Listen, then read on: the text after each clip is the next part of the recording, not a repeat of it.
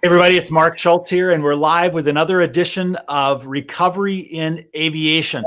I'm really excited to be here today, but hey, think about this. Okay, so the airlines, they're working on making the airport safe, all right? They're finding ways to do that. Hey, we're figuring out how to create a secure environment.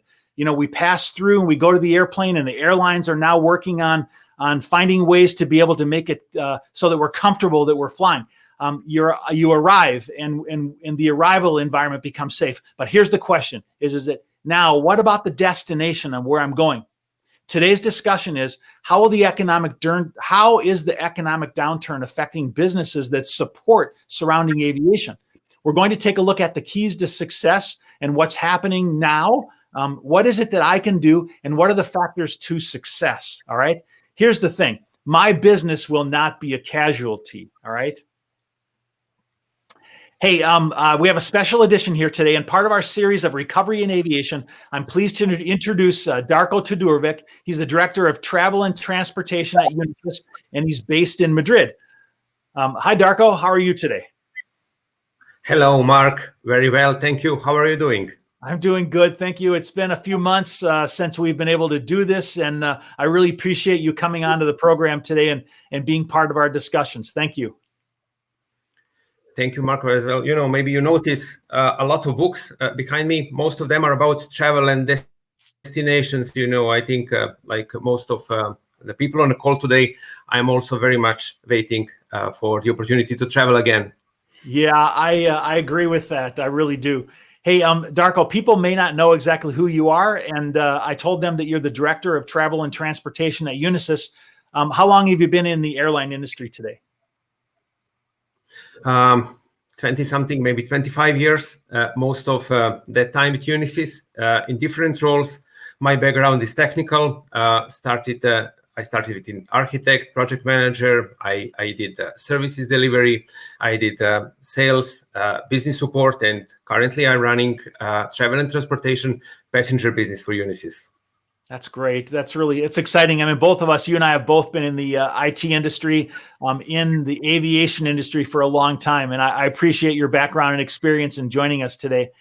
Hey, Darko, we wanted to start out the program today. And I know that it's hard sometimes for people to really know what's really happening around the world. And I like to bring interviews to people in this program that are direct, and that people can, have some feedback and talk back and forth with people in different parts of the world. And as I said, Darko is located in Madrid. And could you just kind of tell us what's happening in Madrid today? What's the environment there today? Tell us what's going on. Well, we are doing better than usual. I think we are on the recovery path. The situation is still very, very difficult. What really disturbs me, I'm living in a kind of digital bubble, staying at home, ordering my things via Amazon, communicating with my colleagues, with friends, using internet and the applications. Still, when I look through my window, sunny day, everything is very nice. I feel really safe. However, maybe 2 miles from here, the people are really struggling. A lot of people are dying every day due to the COVID virus. So it kind of creates, some interesting division. Here in digital world, in our bubbles, we are nice and well, and I can not even really go out unless to buy basic things. This is how difficult situation is.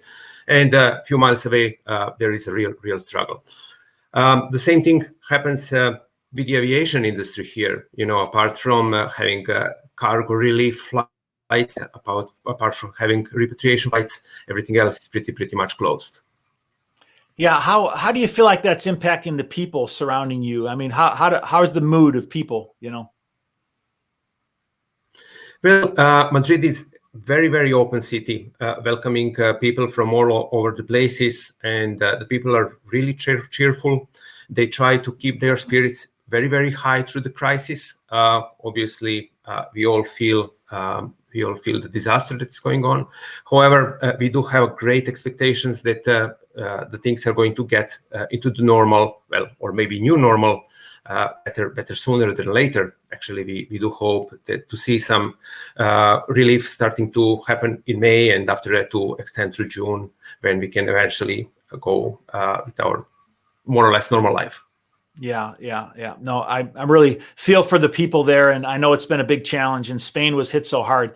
As far as the airline industry is concerned, is that what are you seeing happening to some of the airline operations or some of the aviation operations? I mean, what's happening over there? I've seen a lot of news, about some of the airlines going into bankruptcy or going into administration, or they're talking about layoffs and things like that. What are you seeing firsthand? Well, let me start with good news. When I talk with my industry colleagues from the airlines, I do see, I would say, an optimism. Or maybe it is not real optimism, but this is the desire to restart the industry. They are carefully thinking about all the steps that they have to take after they're allowed to fly again. And they're carefully thinking about their chances, how they should treat their costs, how they should try to improve their revenue, how they should try to improve the experience of their customers, of their passengers. Yes, there are a lot of ideas. I hope that most of the European airlines are going to survive through the crisis. I see a lot of help from governments. I see also some private institutions wanting to help as well. So, let's hope for the best. Obviously, we will see casualties. We will see maybe other airlines going into the bankruptcy after they start to fly due to the changes of market conditions. However, I do trust that we will have a decent competition. I hope that we will have a lot of airlines still flying and actually looking about their customers. Yeah, one of the things that I'm really seeing, here in the U.S. and I hear about it in Europe is, a lot of them are really proactively trying to figure out what are they going to have to be able to do to fly, and to be able to create a safe and efficient flying environment. Like we're seeing the airlines are implementing wearing mask procedures for the crew and for actually passengers. And then we're seeing them, doing really deep cleaning on the aircraft right now, as frequently and as often as what they can. And we're seeing, some of them are actually doing some testing, some virus testing, and there's a lot of different things that are being done, in order to be able to create an environment where people will feel safe and will be able to go back and join, flying in the airplanes again. I mean, have you had any discussions with people about, how they feel about returning to flying or returning to, flying in airplanes again yet? I think that there is an aspect that we do not discuss very often in the industry, and this is really, as you started the conversation about the destinations. The people has to be attracted by the destination, by the safety they feel at the destination, by the things that they can do there. Currently, this is pretty much reduced. We are focusing on having airline industry to generate demand, for travel.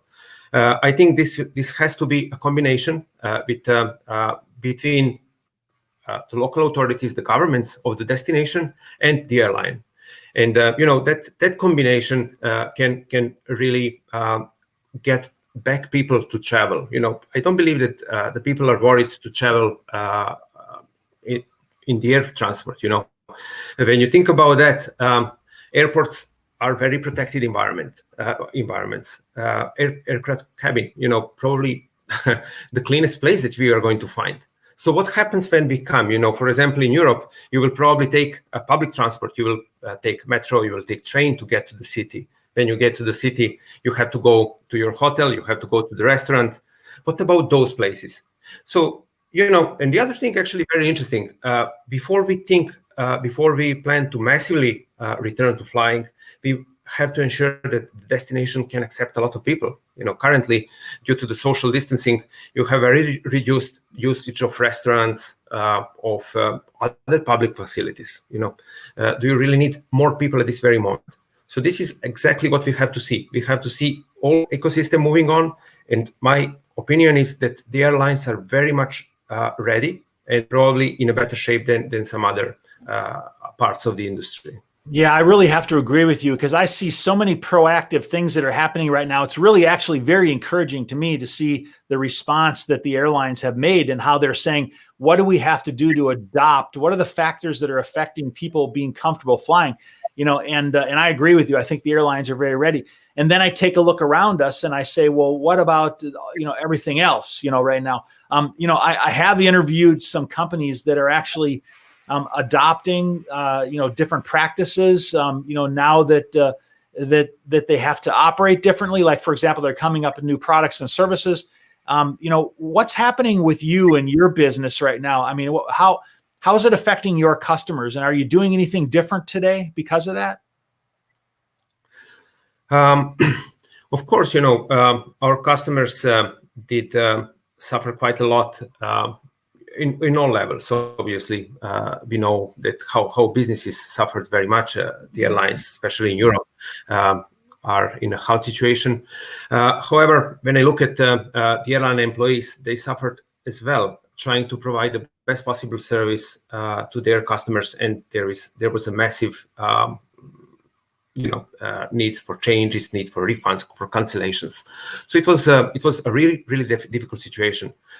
So at one point of time, we found ourselves, instead of helping the airlines to sell more, we were helping them to actually refund more or change or cancel more travel arrangements. Obviously, this is one thing that happened, and hopefully we left it in the past. So now the question is, what next? So we reached out to all of our customers and obviously other industry players, asking, hey, how can we help? What is the most important? And many times what we hear, it is really about the costs. Actually, the airlines and every other business need cash to operate. What they are going to approve probably after the crisis will be the cost-related initiatives. So, having said that, what we are doing right now, we are trying actually to improve our solutions, to improve the solutions as well that we built for our customers, to reduce the TCOs of those solutions, to enable them to move into the cloud, to enable them to do application modernization, sometimes doing refactoring, sometimes doing modernization in their architectures. And obviously, the goal is to get them more flexibility, and the goal is to give them better cost control. Many times, I make that parallel for myself. You have very capital-intensive and very labor-intensive businesses, the airline industries. And when you stop that business, it turns out, as we learn from other airlines, for different airlines, that they still burn 1 million per hour, 1 million USD or euros, whatever it is, right? So now imagine getting a digital business to a halt. You will probably not have that kind of impact. The impact will be much more contained. So really the idea is, how can we modernize those airlines? How can we make profound digital transformation? And do that quickly, because there is no much time. The costs are obviously mounting up. The recovery still has to happen. But we are in a crisis today, and we do not really know what's going on, what is going to happen later, etc. Darko, I wanted to just take a quick second and jump in and remind, we have quite a few people that are on this broadcast today that are watching, and I want to thank you for joining us. And I want to remind you that we actually have the ability to take live questions, and I'm having a few questions come in, and we'll be answering those here soon. So those of you that are watching today, please make some comments and make some questions, and we're going to actually answer some of those. But Darko, going back to your comment about the financial situation, and you had said that you were working with some airlines to be able to help them, with some of their transactions and being able to improve their ability to be able to, make refunds or things like that. Unisys has a passenger service system. How does that fit into the overall, IT portfolio that exists out there today? Right. So actually, we have currently two passenger services systems that are used by the airlines. One is USAS, and this is our, I would say, very, very well and proven system that is serving airline industry for quite a number of years. And then we got the next one that is called AirCore. So obviously, we are supporting our customers on both those platforms. I think that there is actually a very important differentiation or differentiator in favor of Unisys when I compare it to my peers from other travel and transportation companies. Unisys is a corporation that supports commercial sector, that supports financial sector, public sector. So we are not all in travel and transportation industry. We have a much broader portfolio. And plus, we have a lot of other solutions, very important security solutions, workplace services, etc. Cloud Forte, our cloud transformation program.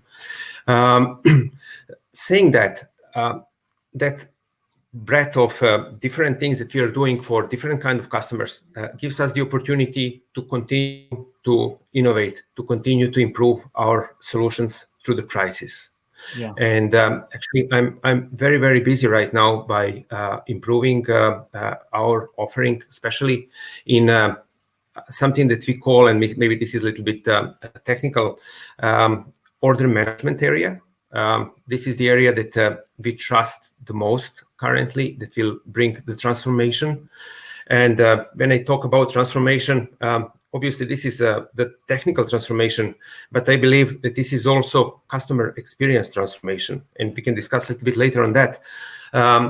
So yes, we are continuing to innovate, we are continuing to develop, and hopefully we are going to have a very, very attractive offering to the airline industry, helping them to better manage the disruptions that are going on and probably are going, unfortunately, to continue to going on.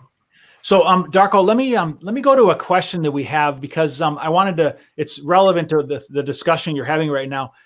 Here's a question that we have right here.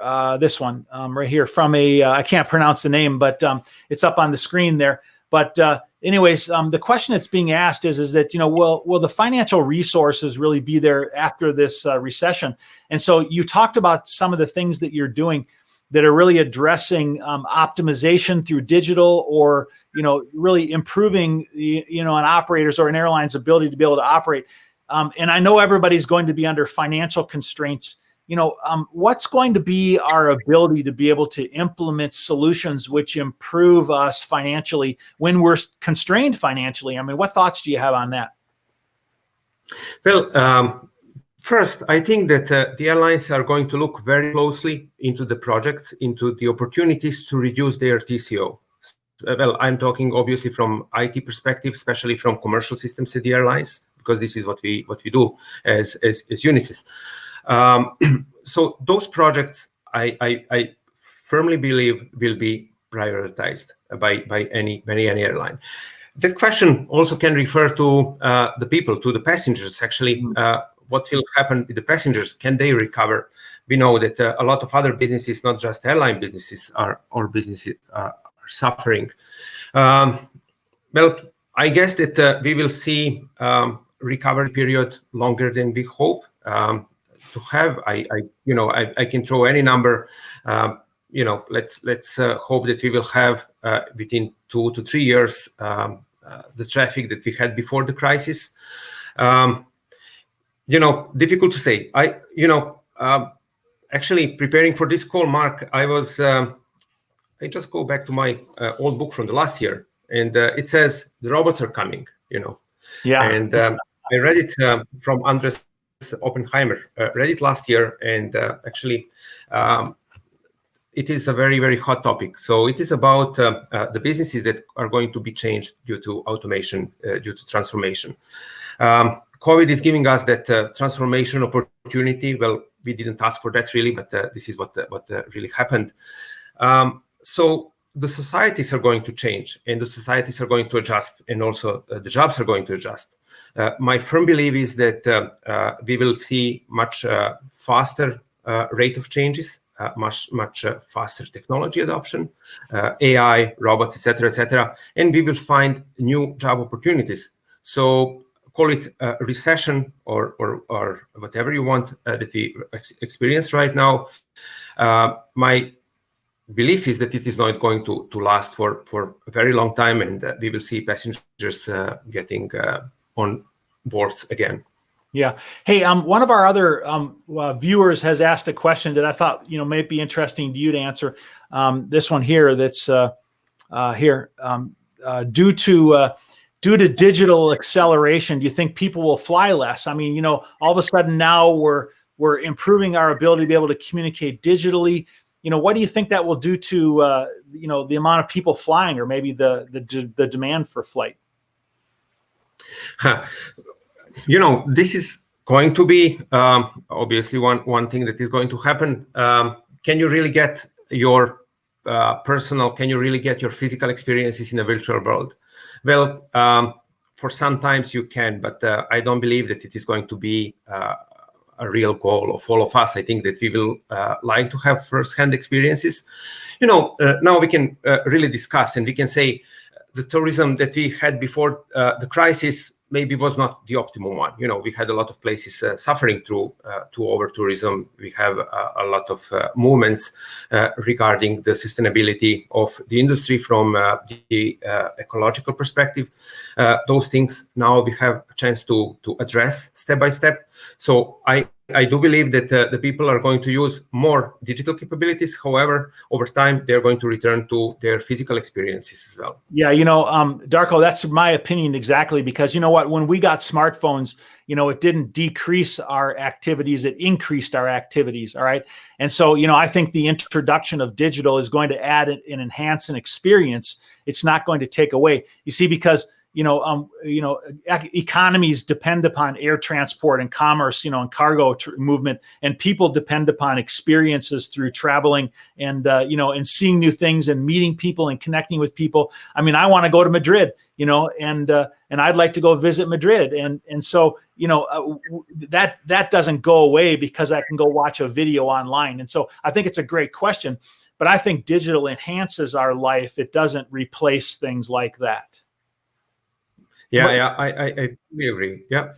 Yep, absolutely. So, Darko, let me go back to a couple of other questions that we have. Is that as we talk about your business, have you seen any market shifts at all? I mean, because of maybe the reduction in commercial airline passenger travel, has there been any shift in demands in your business in any other directions?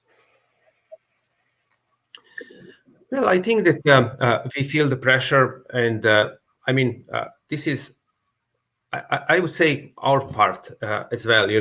As a provider, as a people involved in the travel and transportation industry, we do have to feel the pressure. We do have to feel the pain that our customers are experiencing. The pressure is obviously, hey, provide me better solutions, provide me more cost-efficient solutions, provide me at the same time secure solutions. So what happened to our customers? Actually, they started to work from home, right? And it created a completely new landscape. It created a very significant security shift. So instead of having contained environment into the office, we've got our devices spread all over the world, in some places, as in case of Unisys. So what I see, I see, and my company sees, a very, very significant demand in improved security. So what we hopefully we can address this concern in a probably market best possible manner. And actually, we have a product that is called Stealth, and this product enables secured communication with external and internal networks, and we implement it for ourselves. So what happened? When we realized that the crisis is going to be deep and the people are going to work from home, and obviously some bad guys are going to try to take the advantage of the situation, I personally reached out to the customers, and not just to my customers, also to my competitors. And I said, look, we do not really need another layer of disruption here. It is just enough. We don't want any kind of additional breaches of data breaches or whatever else. So we do have a very good solution. We believe that we are a market leader in terms of security with our Stealth products. We are absolutely ready to talk about that with everybody. Very, very very important. So you found yourself in a position as a company where you had implemented this security product, and when the demand all of a sudden was to have people, work remotely, it made you able to work remotely much more easily and be comfortable that they were working in a secure environment. Is that what you're saying? That is exactly. So actually, I'm working from home in the same manner with the same security level of control, if you want, or assurance as I'm in the office. And this is achieved by Unisys Stealth security product. So it is not really VPN connection. This is much better protection. We are actually implementing zero trust security network, and it really means that no one is trusted by default. You really have to be authorized to access certain systems, certain resources in the network.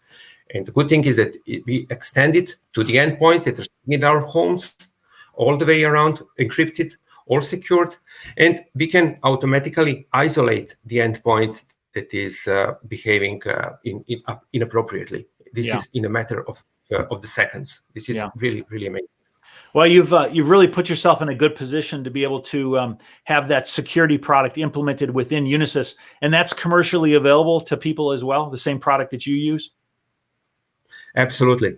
So, I mean, I would really be very, very glad to connect your audience with our security experts, and they would obviously do everything that is needed. Well, at the end, we're going to put up Darko's email address. You can reach out to him and talk to him about that, or on LinkedIn. So let's go on to another subject. We're getting a lot of questions coming in, and I wanted to just throw a couple of them up there. Is that there's been a lot of comments about the price of oil right now, and the fact that it has reduced the operating costs or potential operating costs for airlines. And so once we get back up and running, Darko, I've been in this industry a long time, and a lot of times in IT, there's been fuel efficiency solutions that have been focused on. And what we saw is that when the fuel price was high, people were going out and buying fuel efficiency solutions, and when the fuel price was low, they were not so interested in creating fuel efficiency. And so, I'm not sure what the impact will be, because we always need to conserve fuel. There's no question about that. But definitely, with the cost of fuel down, that should make available, cash or reserves, to the airline to be able to invest in other elements of IT, like you talked about, to be able to have a improved, total cost of ownership. And so, there's been a number of comments that people have been making about how with the fuel prices down, it'll free up some cash to be able to spend in other areas. Would you agree with that? Well, I think this is a relief. It is far away from being enough. So we see that by the number of government aids that the airlines are receiving. Imagine there is a discussion in the industry regarding social distancing on board. So it means that we might have to leave a middle seat empty. So now if you would have a configuration of the seating at the aircraft, let's imagine 2 seats, 4 seats, 2 seats in economy cabin. At most you can use those 8 seats for 50%. And this is really damaging quite a lot, all kind of revenue optimization calculations.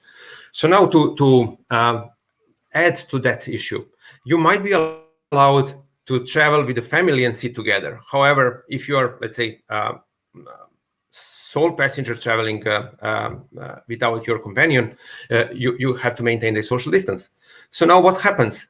We can see airline cabins being reduced 50% in the worst case, or maybe not even reduced at all. So now, what we see? We see that the airlines have to deal with, I would say, flexible capacity, And the funny thing is that the industry was thinking a long time about that kind of flexibility, and obviously there was no real driver to implement it.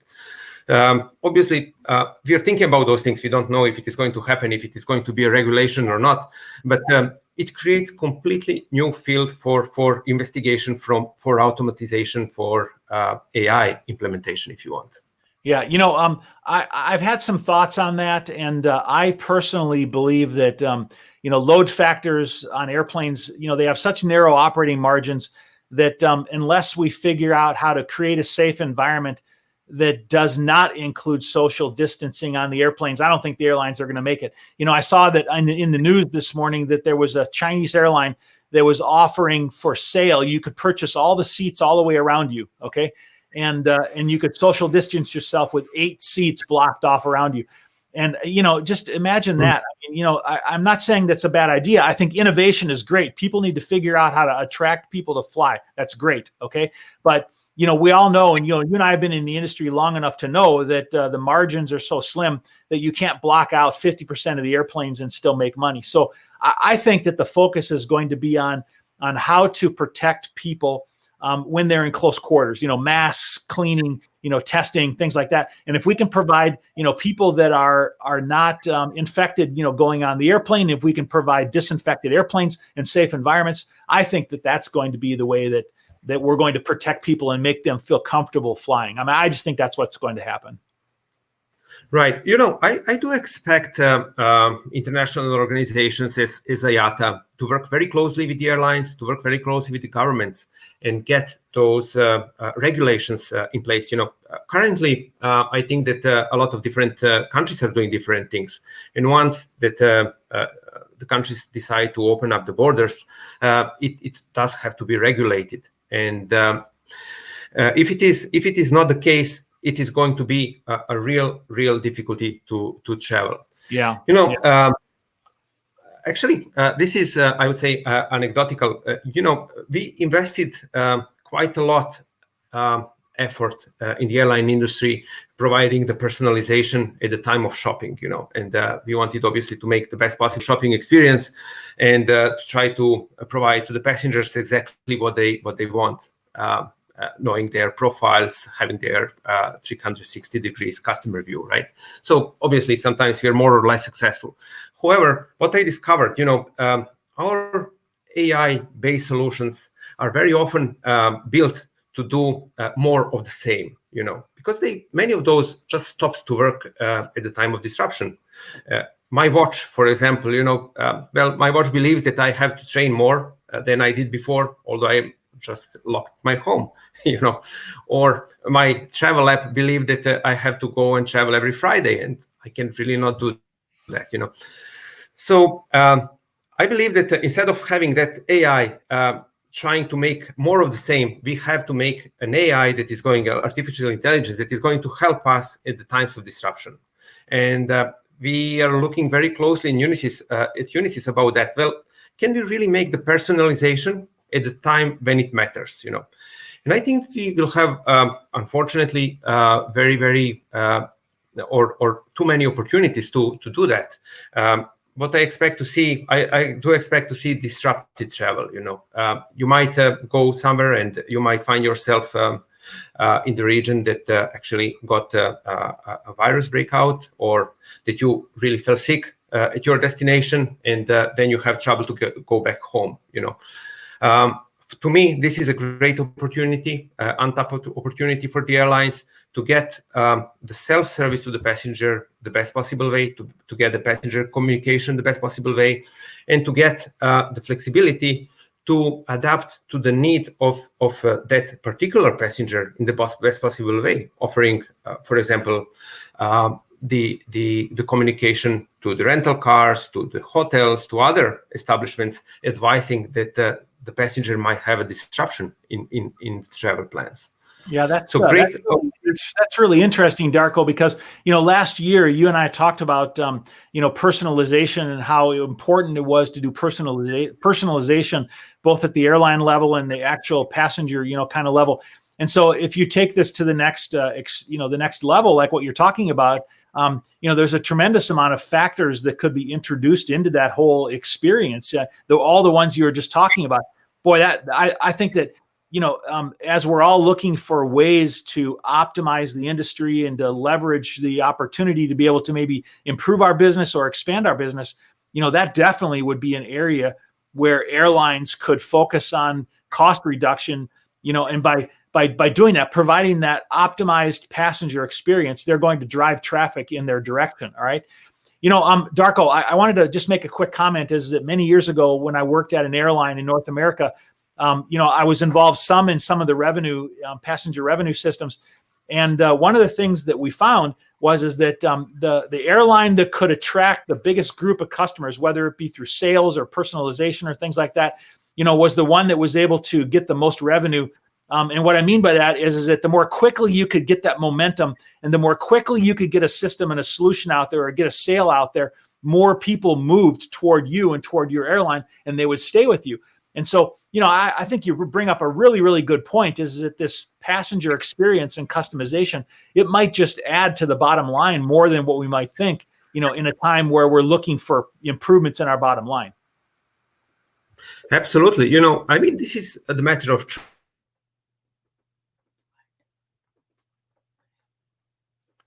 Oh, it looks like we might have had an internet glitch here.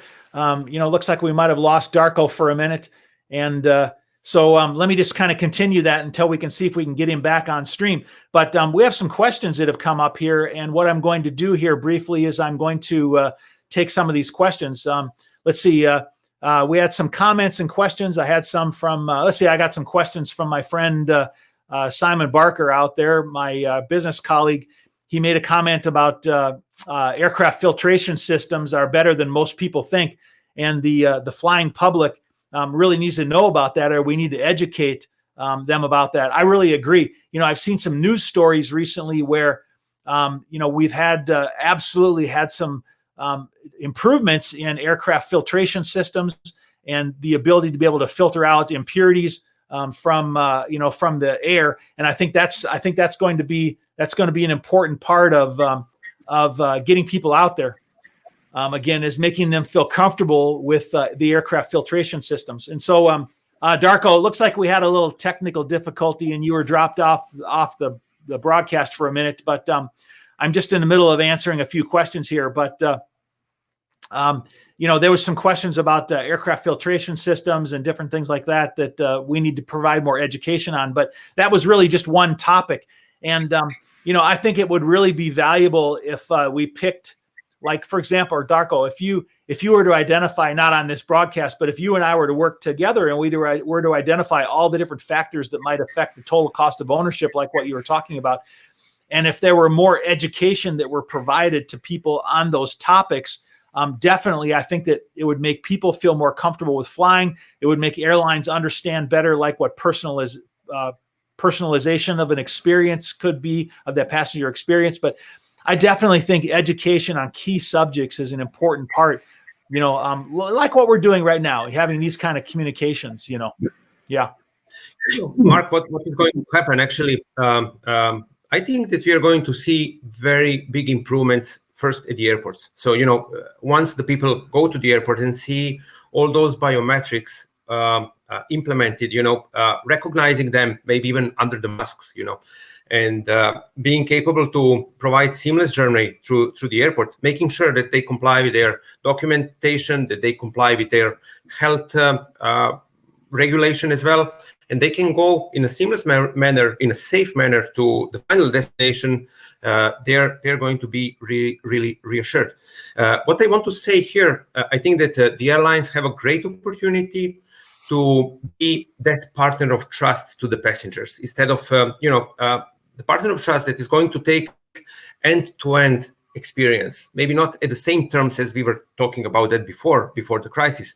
Now it is more about providing, I would use IATA term, actually, the business of flying is a business of freedom, right? So now what we have to do, we have to ensure that people that the flying is the business of safe freedom. This is to me the key. And we are going to see a lot of technology going to the airports, going to the aircrafts, going even to the final destinations that are going to reassure the people or assure them that the flying is really safe. That's really an interesting. And the other thing, actually. Yeah, go ahead. This is obviously all good. This is very important, and coming from Unisys and knowing how important security is for our company and for our customers. Imagine that network of IoTs and many different devices, biometrics that is extended through different places. We also have to ensure that all that environment is completely secured. Then it really becomes, I would say, the network of trust. Yep. So, there's so many opportunities to be able to, to provide IT solutions, in the midst of that. There's no question about that. Hey, let's go back to a couple more questions that I have, that have popped up here in front of me here.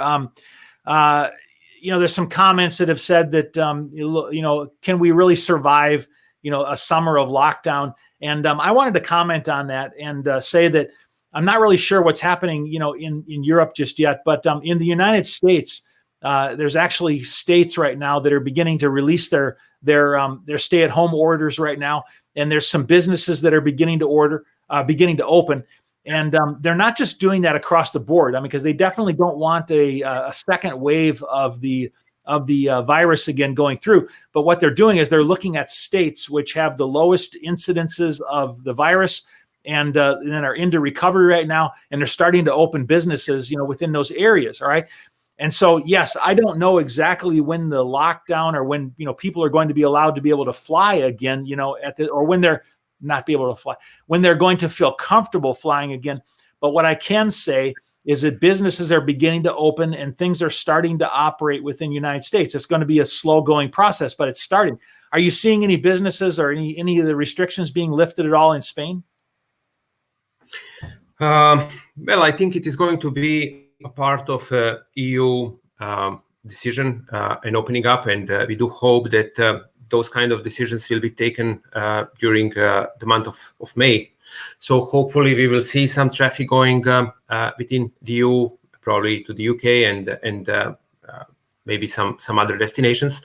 However, again, it is really important that we have a leadership from IATA, from ICAO, or some other organization making the regulation ready to support that moment. And after that, we have to make sure that the destinations are ready to accept the people that are flying into those. Yeah, I think that's really, really complicated. Just like what you said, is that if internationally the requirements aren't clear, how do we know whether someone will be accepted when they arrive, or if you get there, what are going to be the challenges, and so, there's been a few comments in some of our questions here about regional traffic. What are your thoughts on regional traffic? There's been some discussion that maybe, regional traffic will recover before some of the long haul international traffic. What do you think about that? Well, I think it is very, very realistic. It is going to be probably easier to coordinate, and assuming that different countries or different parts of the region share the same destiny in terms of the virus outbreak and its recovery, if you want. I think that we will have much easier communication between the regions, and the traffic will start to flow. I will not be surprised if we see the closures of the parts of the regions, or even the whole countries, depending on the situation. And obviously, this is a big factor to consider when you start the travel. Again, another opportunity for the airline. Can the airline provide a kind of insurance, a kind of coverage for those passengers that might be locked down at the destination and cannot return? What will happen with them?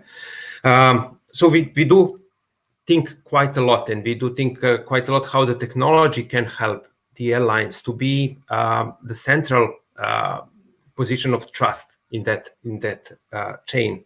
Yeah. And this is where we are really spending currently our thoughts, our time, and building the systems in support of the ecosystem. Yeah, that's good. That's really good. Hey, as we head into sort of our final group of questions that we had here, not questions, but as our final discussions we had here today, we wanted to talk about, factors of success and what people can be doing in the business to be able to accelerate recovery.